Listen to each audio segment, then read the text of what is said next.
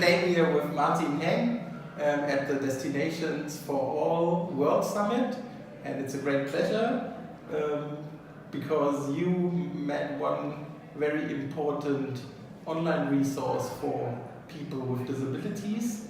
You are working at Lonely Planet in Australia, and maybe you can tell us something about it.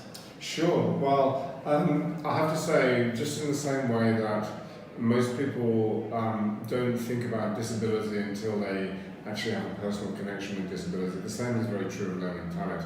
I was at a very senior position. I've worked for Lonely Planet since 1999, and I was in quite a senior position as editorial manager. And although there's always been a section, Travellers with Disabilities, in our guidebooks, it's been quite tokenistic in the past.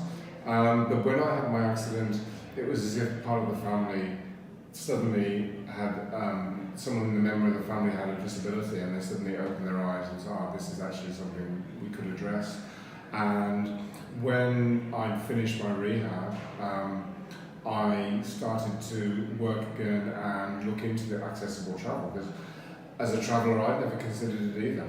The online resources, I quickly realised that travelling with a disability or with access issues, part of the difficulty is infrastructure, part of the difficulty is training and awareness, but a lot of it is actually lack of access to information.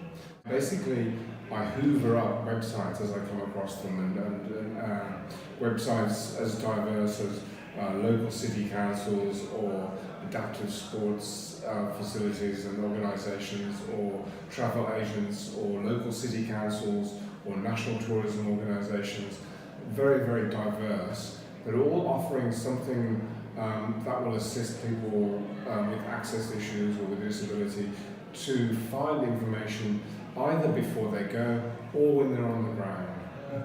How can people get the info, this online resource, and how much does it cost? It costs $0. It's free, gratis, for nothing. Lonely Planet made the decision, and I think it's a very wise and a very kind of civic-minded decision, that all accessible travel products that I produce are available free as a PDF download. So we don't print the copies, so there isn't the printing and distribution costs. So people can download all of our accessible products free.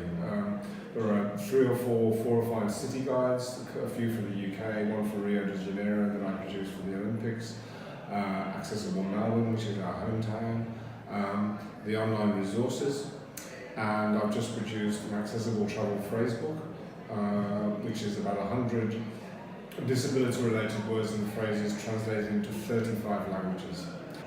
So you can get it from the link below. And last question, how can projects like wheelchairtraveller.org help this project to improve or to grow? Well, I mean, one of your objectives is to create a network which shares and disseminates knowledge, which is what I'm trying to do. So, I mean, in this instance, I know that you and some of your colleagues and friends have actually fed into the latest edition of the online resources by providing feedback. At the beginning, in the introduction to the online resources, I actually give an email address, and I've asked for feedback because local people have information that foreigners and travellers don't have.